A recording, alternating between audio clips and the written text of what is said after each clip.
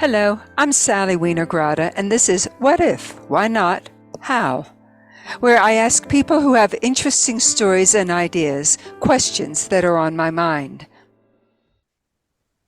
And joining me today is Susan Forrest. Hi, Susan. Hey, hi. Susan Forrest is the author of two Aurora Award winners, Bursts of Fire and Flights of Marigold, which are the first two books in her Addicted to the Heaven series, as well as over 25 internationally published short stories in places like Analog, Asimov's, Beneath Ceaseless Skies.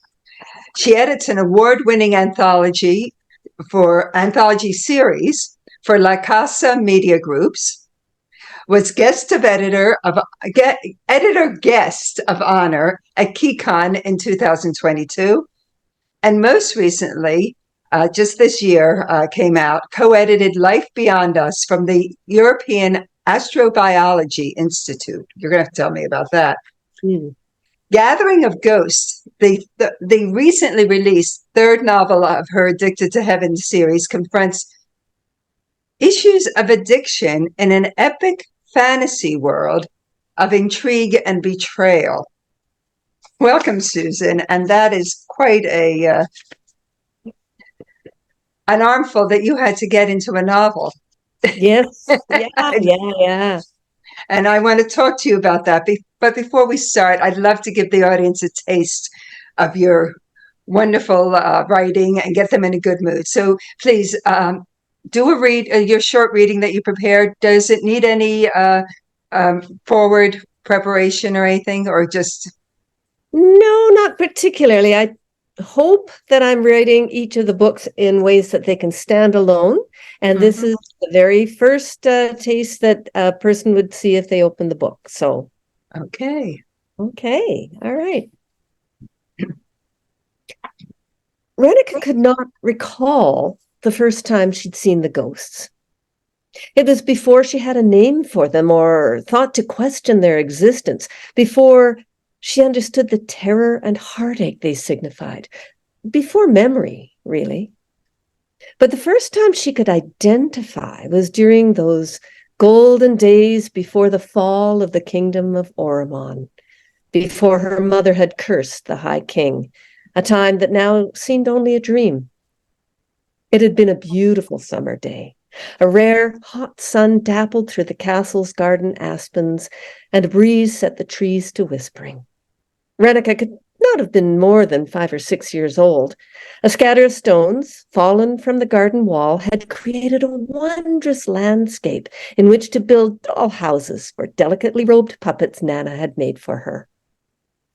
Renica hadn't noticed at first, but a faint blur softened a bush near the wall.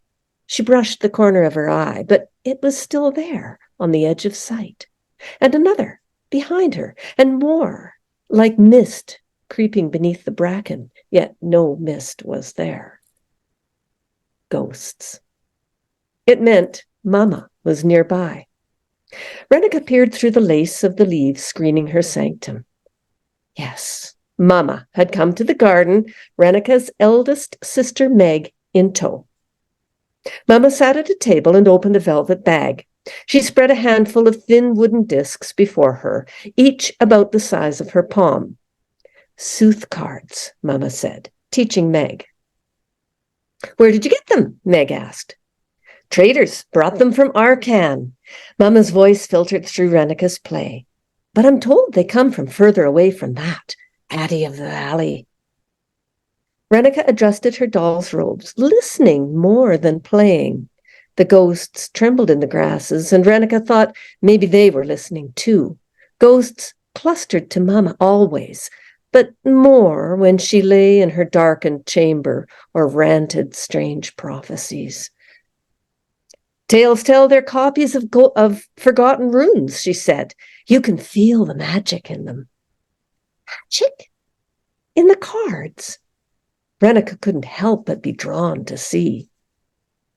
What are these symbols? Meg asked. Cups, staves, arms, and magils. See, each woman depicted is one of the one god's mistresses.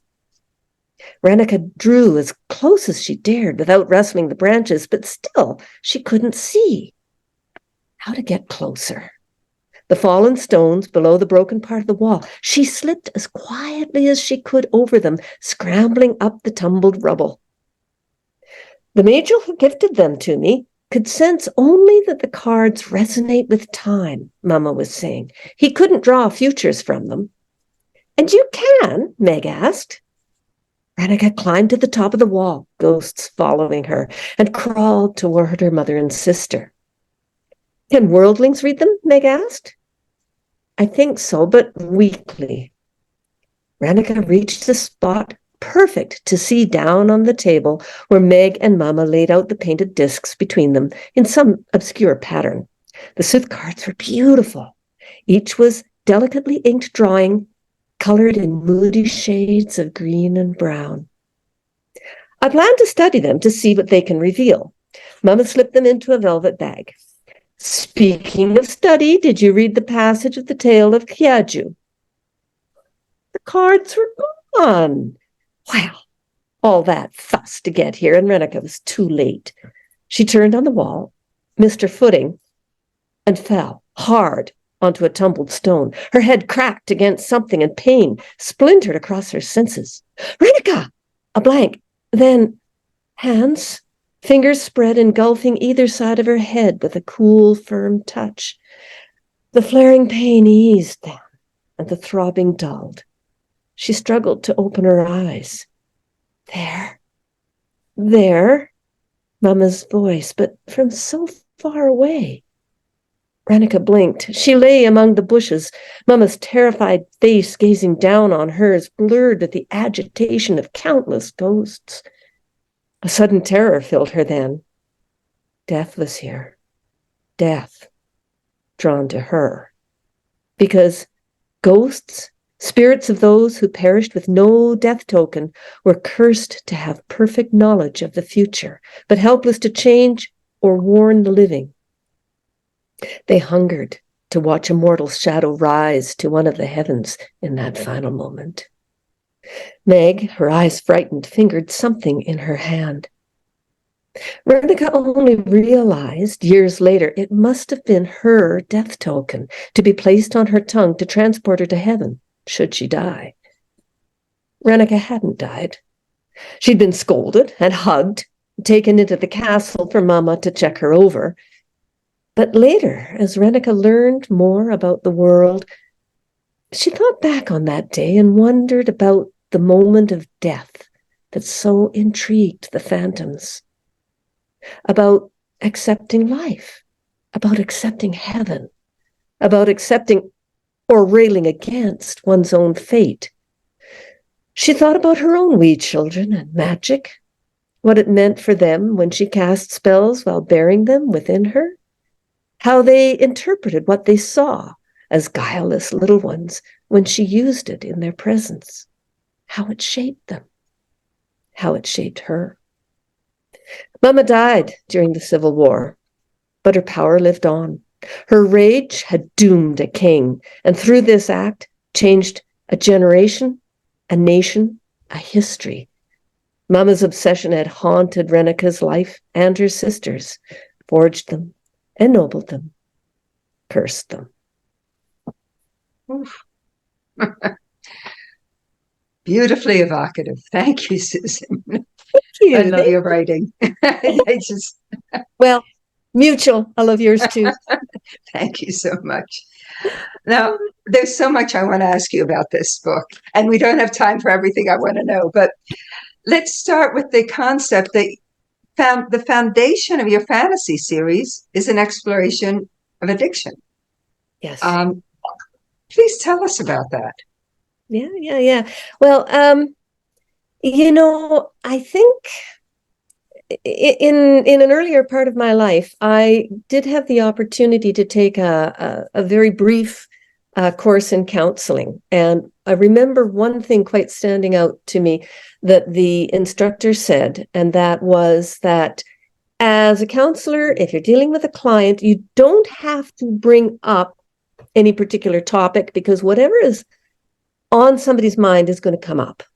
And I think that's really true of writing as well. Whatever your process is, whether you're a planner, whether you write, a discovery writer, what have you, whatever it is that you're wrestling with in the back of your mind is going to come up through your work. And you're not necessarily always conscious of it at first. I mean, sometimes it takes, rereading and editing or discussion with other people who've read it, to bring out, oh, yeah, that's right. That's what I'm writing about, So the publisher that I'm working with, Laxa Media Groups, they are very much into social causes and giving. And their niche is to look specifically at social causes. So it was a good match for my series and this publisher. And that's one of the things that we had a discussion about. And I was talking to the editor, and he said, what social causes are you dealing with? And as soon as he asked the question, I said, it's addictions. I know that because, it became immediately that obvious to me.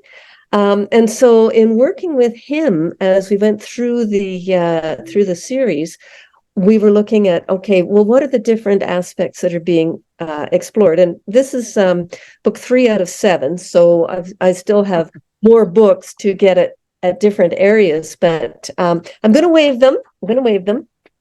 So book 1, Bursts of Fire. This is the 3 sisters. You were introduced to Renica and Meg.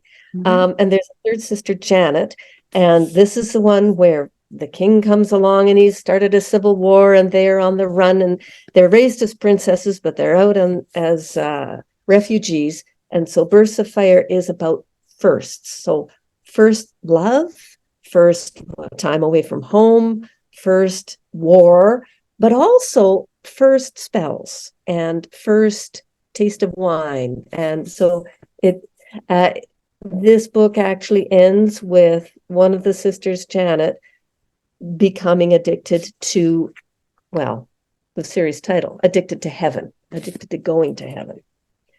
Going to heaven as in dying and going to heaven, or is there a path to heaven without dying? There's a magical path. Okay. To heaven. So, book 2, Flights of Marigold, deals with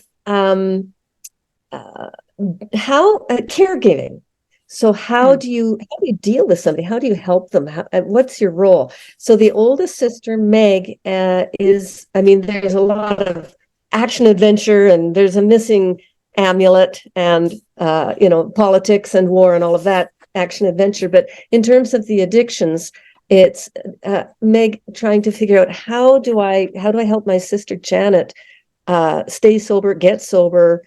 And when she fails, what's my role? How do I deal with that? And then the one that just came out a couple of weeks ago, Gathering of Ghosts, takes place a little bit later. Janet is actually sober. She's doing really well, but it's dealing with temptation and how does she stay sober, especially given the pressures in this book where her son is kidnapped and she has a way of getting him back, but it would mean using magic, which she's decided, I can't use magic because I will slide right back to where I was. So do I save my child with magic? And what sort of a parent would he come home to if I'm disabled through addiction? So what is the nature of being addicted to magic, and how does it relate to our real world addictions? What are the parallels? What are the disconnects? Yeah, there are a number of different types of addictions, but in these particular books, there's 2 main ones. The first one would be the way the magic system works. It's a lot like herbal remedies. So there was an indication in the reading that I gave you that worldlings, people without magic, can, put together a bunch of pharmaceuticals and they can create, a painkiller or, something to help this or that. But a person with magical ability, a magial, they can make it stronger through their magic. So various of these potions would have a lot of the same kinds of effects for people that we have in our world. So there are things that can help you stay awake all night or give you a lot of energy and concentration. There are other potions that can relax you or to help you sleep. And there are some that can provide entertainment in the sense of kind of hallucinations and things that you might do at a party, right? So that's one type. And So, then, may I ask? So this it would be a self-medicating major. yes, exactly. Okay. He has. Okay. So in at the end of book one, when Janet does become actually addicted to heaven, which is it's a different magical process, but you can imagine it's extremely powerful because you can imagine what it might be like to be actually in heaven, right? And then to come back to the real world and not be in heaven, and how it, the draw, the temptation, the drive to try and achieve that again, which she can't do. It's a 7-book series. Things happen later, right? But as a substitute, she can try the wine and the whiskey. She can try the magical uppers and the magical, opiates and things like that too. So it So that, becomes complex. yeah. Even in today's world, people with addictions often are not just addicted to a single substance, right? It can Yes. be cross addictions too. So what are the other kinds of addiction we're dealing with in this Oh book? yes, and I was going to mention the second one, which is the ultimate magic, which is you require rule of three things. You need a person who can use magic, a magel. You need a person who is royal, and you need the object, which I have right here. There were 7 magical stones at one point, and these 3 coming together can actually go to heaven and speak directly to the gods in order to get larger magical benefits, for instance, for an entire city or country, which is why it's the king or prince or queen, whatever, and this special magel coming together. And the main thing they go for is something called a death token, which they wear in a little collar, a little band at their throat, so that when they die, they can go to heaven. If they die and do not have a death token, then they just become these ghosts who wander the earth in pain and misery. So, Oh my. So you said that the addiction came from what I call my creative chaos. It's there's all these experiences and knowledge and feelings that we have, and somehow we write them in our keyboard, and we never know where they came from. So you say that's where the addiction thing came from. But there is so much heart that you have in this story that I'm wondering if it came from something inside you because you've had experience with someone who is addicted, and this was your way of writing through. Uh, you're dealing with that. Is that a fair assessment?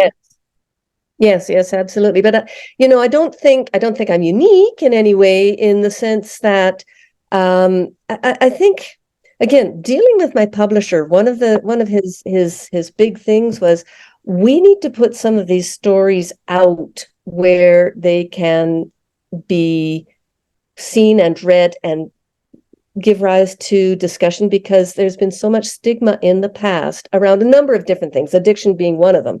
Mental health is another huge area, and so on and so forth.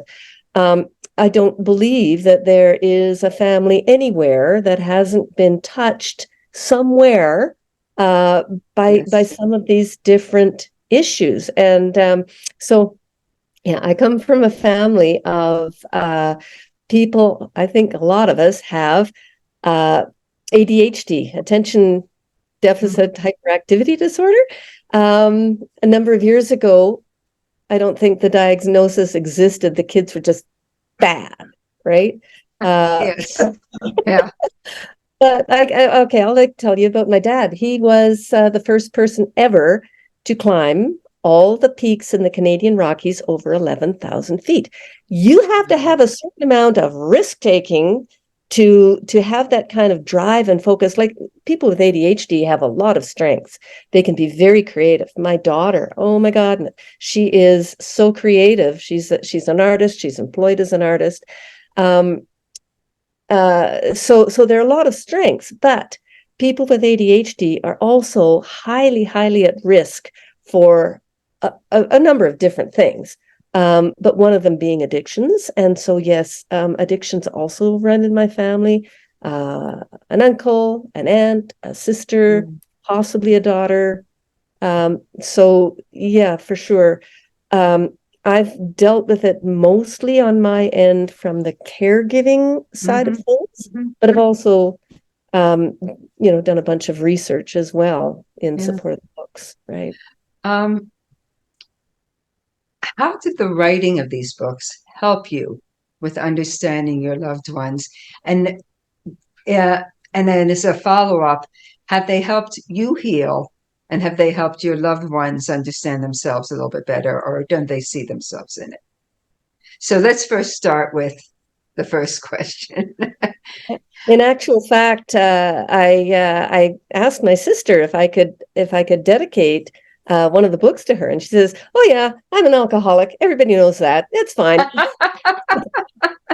So, and she is actually in recovery and has been for years, which is a really good thing. But that doesn't mean that the specter is gone forever, right? I mean, you always have to be aware. And I also know, particularly, like I have 4 children, of whom 3 have been diagnosed ADHD, and I am quite conscious of reminding them this is a risk factor for everybody in our family, and we need to be aware of the dangers of going down those paths.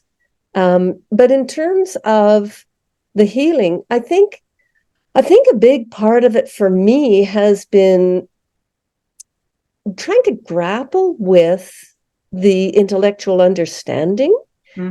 So through the research, and I know that definitely in my reading and research, something that's been very helpful to me has been taking on, gradually over time and with different aha moments, the understanding that, blame doesn't fit here.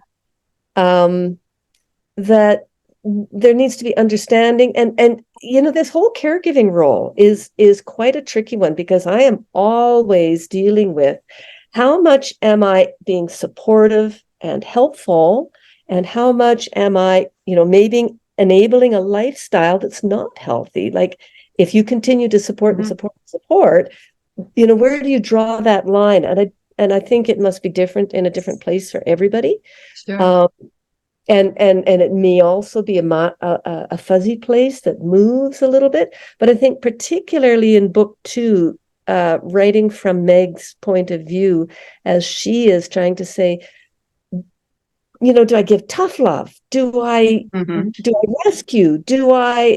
What do I do? How do I communicate with Janet? How do I understand her? And Janet doesn't necessarily understand herself. So you can't just say to Janet, what do I do? And Janet can give you the answer. Janet doesn't understand, and so I think that is quite reflective of my experience too. Meg ultimately makes a decision, and she says, this is the role I'm going to take, and it might be right and it might be wrong. And that's the wonderful thing about writing a series, is that in future books you can come back and say, okay, here's where they are now. How much of those earlier decisions did she make were helpful, and how much of those earlier decisions that she made took them entirely in the wrong direction? And with fiction, of course, you really want to get your characters into trouble too. So So that's okay. Of course, we invent characters that we love so much, and then we destroy their hopes and their dreams because it's good plotting. Yeah. Now, this pendant that you're wearing, I know from the video that I've seen, the book video that you did that was so enchanting, that your daughter made, I believe it was. Yes, Yes, yes, it absolutely. was. It's an enchanting uh, bit of mood about your wonderful books. But this pendant was featured very prominently, and you just mentioned it's a sacred stone. So I'm assuming you had it made, or and tell me about it because you wear it at all your bookish events. I do. Let's face it, it's quite large. It's not something I wear day to day, but I do wear it. Yeah, when I go to my writers' conventions or have a book launch or here today. So yes, I did. I know an artist in the city where I live here, Calgary, um, and she's a jeweler. She makes jewelry, and I went and I asked her very specifically, and I gave her she's got the book to read. Whether she read it or not, I don't know, but I Yeah, definitely gave the passages that described it. And she and I worked together in the sense that she created drawings and I had a look at them and between the two, and I said, yeah, there, that's it, you got it. And so yeah, she made it for me and I paid her. You must pay artists, it's really important. absolutely, Yeah. absolutely. And so So yeah, very what? useful for the videos, and also Yes. it's a great conversation starter too. But what does it represent? You said it's these sacred stones, but Yes. what does it represent in the book? It seems to be a pivotal thing in the book, but I don't know. I haven't read all the books. I've skimmed through at this point. So please tell me what about that. I will Yeah. be reading them, by the way, because I love your writing. But Oh, so yeah, in the antiquity of this world, there was a period of 500 years of peace because the one God descended to earth and he became enchanted with humans. And he particularly became enchanted with certain of the women. of He had course, a woman who was a mistress, but unfortunately, being immortal, she died. And so he built her very own heaven. At this point, heaven has 7 layers because ultimately he's got his own, and then he had 6 other mistresses, and for each of them, so that they could bring their children and communicate with their children, he gave each of them one of the prayer stones. And that's the description I gave a little bit earlier, where a child of the union of the one God and his mistress is a Majel, and their children are Majels. So they've become like a race of Majels in this world. right? So the Majel can communicate and go to heaven and see the mother or grandmother or great grandmother and the one God as well, and communicate directly. So that is where the 7 jewels came from. But the inciting incident for the series comes when there's a king of one of these 7 countries who, and I'm not going to give away a ton of backstory here because you have to read the books, but he has a reason. He starts a civil war and he starts smashing some of the stones. And he said that he smashed 6 out of the 7. So he's only got the one last remaining stone to communicate with the gods. But there's a rumor that one of them was a fake and there's a second magical stone still out there in the world. Okay. So you can see the politics and the war and the various Yes. people who are going to be after and Mhm. leading to the action adventure part. Now, before I want to go a little bit more into these books, but you edit an anthology series. Now, I know Yes. a lot of people would be very curious about your anthology series. Could you give us a little heads up about that? Are they annuals or what is it? No, the publisher is extremely small. It is Laxa Media Groups that I work for. And as I say, they're into social causes. So it was really interesting. The before any of my books even came out, it was several years before. the publisher came to me and he asked if I would work with him as an editor. And the first book was called Strangers Among Us, and it was about mental health and mental illness. And he tells a very interesting story. We had the most amazing book launch. We had like 7 of our authors at a convention, and he wanted them to tell what was the mental health, mental illness idea concept that led you to create this story. And boy, by the end of the hour-long book launch, all of our authors were in tears. It was very powerful. But I think it kind of got started with the publisher, who said, the reason I started Laxa Media Groups is because I had a friend and she committed suicide. But she had said to me, you've been saying for years you're going to start a publishing company. When are you going to do it? And so he did. And he created that first anthology. Then the second anthology was The Sum of Us. Oh, yes. Are these essays, fiction? What are the anthologies? They're all science fiction and fantasy short stories. And they're all invitation only. And he has really got an amazing reach. He's very conscious. I don't know, maybe because he himself was born in the Philippines, but he has young writers, he has established writers, he has writers from all around the world. Like he would do the invitations, and I just worked on the editing end of things, right?